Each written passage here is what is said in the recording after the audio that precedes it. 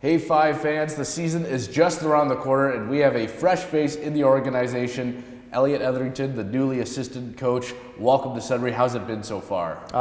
Thank you very much. It's been great. I've liked my short time already in Sudbury, getting around, trying to see what the city has to offer, and so far so good. The snow's not down, but other than that, everything's going great for me. Yeah, you may be new to the Five, but you're not new to this league. You were the interim head coach with the London Lightning last season, and now you're the assistant coach for the Five. Was that an easy move for you to make? I wouldn't use the word easy right off the bat. This has been a warm and welcoming franchise. I know the community is definitely the same way. So to make the transition here, it's been smooth. Leaving London was tough. There for 2 seasons, one as an assistant coach, and then last year as the interim head. We were able to win a championship 2 seasons ago, and it's tough to leave. It's tough to not go into work and it's the same group of guys that was there for the better part of 2 years. But I'm excited to be here in Sudbury, be here with the Five, and really help to create a winning culture, because the atmosphere and everything in this franchise is fantastic. It's A1, that I've seen here firsthand. The move, it is what it is, and I'm glad to be here. So tell me, when you were working for an opposing team, what was it like to come to the Sudbury Arena to take on the Five? When I was with Niagara, they had a great fan base, but you would go to London and you're like, oh, wow, this fan experience is crazy. And then, then I was working for London, and 2 years ago, the Edge popped up. And when you go on the road to the Edge, out in St. John's, you're like, wow, this fan experience, it's another level. You can't get much better than this. And then all of a sudden last year, Sudbury, the Five come in, and hands down as a visitor, you're like, this is the #1 fan experience in the league, and there's no question about it. Every other player, every other coach, every other organization is going to say they got the best fans, but from start to finish, the arena here is loud, it's packed, it's energetic, they're excited. It's been tremendous in that I've been lucky enough to either work or been around a lot of the best experiences. But what the Sudbury has to offer is crazy. The atmosphere here is A1. The fans are on another level. There's no fans in the NBLC like these people. It's been fantastic. When we came here, I think I personally had to make 4 road trips up here, and it was a 2-2 split. But the truth is, we were battling 3,000-4,000 people a night. It wasn't just 5 guys on the court. It was the entire city, it felt like. So I'm super excited to really, tie myself into that and be on the other bench now. Yeah, hopefully the crowd can now lift you up even higher now that you're a part of the Sudbury Five. Yeah. But I know you already mentioned how you've been in this league for 5 years. What was your background in basketball before the NBLC?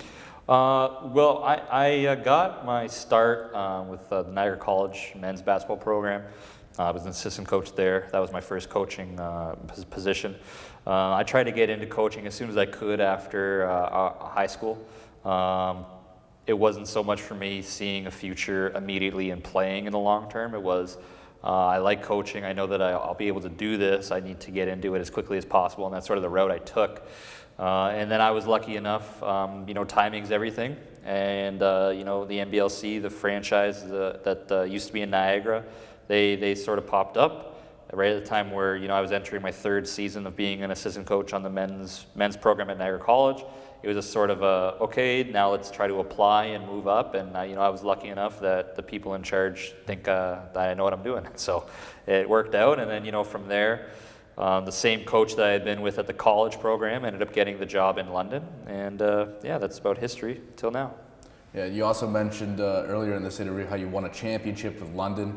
Are you going to bring that almost expertise, just that experience of winning a championship to the Sudbury Five? Is that something you're bringing to the table? I'm going to try to translate everything I learned from those players that season here. Because the honest truth was, up until that year, I hadn't won a professional championship myself. But we were with a group in London who had just, done a lot of special things the year previous. They set a lot of records that year. A lot of the core guys came back. And for me, it was just, as much as I'm coaching and trying to help to put those guys in, a position to succeed, I'm trying to soak in as much information from them as possible to be like, okay, well, as players, what are you guys doing? Well, like, what's your routine? What are you guys going through? Like, how does this situation, did it occur last year? And if it did, little things like that. Not so much the literal, what was really going on, but anything hypothetical that was a problem I didn't foresee us having. But I'd ask them, hey, did you guys ever run into this? And I talked to the leadership group a lot and trying to learn as much from the players as possible. Because, they're out on the floor. And any basketball coach will tell you, at the end of the day, they're the ones that are going to make the most effort, the most decisions out there on the court. So trying to figure out what the championship habits of those players were, so that now when I'm talking to younger players, talking to rookies, talking to guys who, maybe need a little bit of a change, and it's okay, well, hey, I was with a guy who did this, and when we won, and maybe try that. I've heard about this, or, being in the fire during games, and it's like, hey, look, you can feel the game switching a certain way, it's now or not kind of mentality. So I don't think by any means am I the secret key to anything, but I know that I soaked up as much as I possibly could in London for those 2 years, and I'm ready to give out as much information and advice I can that I learned from those guys, because they taught me everything. And now, I know you haven't been through a game yet alongside head coach Logan Stutz, but tell me, with your first couple of weeks in Sudbury, what's it like to work around him? Well, Logan and I have a long relationship. His first season in the league was my first season, coaching. That was the year he won MVP of the league, and so we've always had a good relationship, always kept up talking, and last year there was a lot of discussion points and just how we handled different situations, and it was his first year, and how did you do certain things, and how are you doing certain things, and now it's the opportunity where like I can help him entirely as much. I'm right there beside him, whatever he needs, I'm here to do it for him, and it's just. I take the role of assistant coach seriously in that fact. I'm assisting him, and whatever he needs to get done is going to get done. Whatever responsibility he's going to entitle to me, I'm going to make sure it gets done to the absolute best. So our relationship's pretty good. We work well together. We're similar in good areas, and we're different in other areas. And I think, early on working with him for, about a month or so now, I think that our personalities mesh. And I just can't wait to get on the court and start working with them in practice. That's what I'm really looking forward to, based on just the confidence he was able to instill in his players last year. Like when we played the 5 last year, it was evident and obvious that those players had his back, and they played confident and they believed in themselves and each other. And I just can't wait to be around a coach like that who can inspire confidence and really make a culture and a situation as good as it possibly can be. And lastly, Elliott, tell me, what kind of expectations do you have for this year? I've got the highest expectations, possible. I don't want to put a label on it.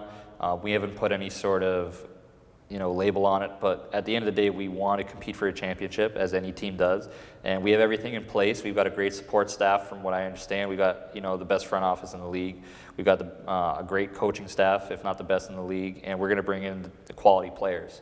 And so I look at it like the expectations have to be everything you expect from yourself portrayed to the team. And so I'm staying away from, what I think you think I want to say, but we're going to compete for a championship. There's no doubt in my mind that, when all is said and done, Sudbury will have competed and fought tooth and nail to get a championship, and whether or not we're holding it at the end of the year is up to a lot of different things.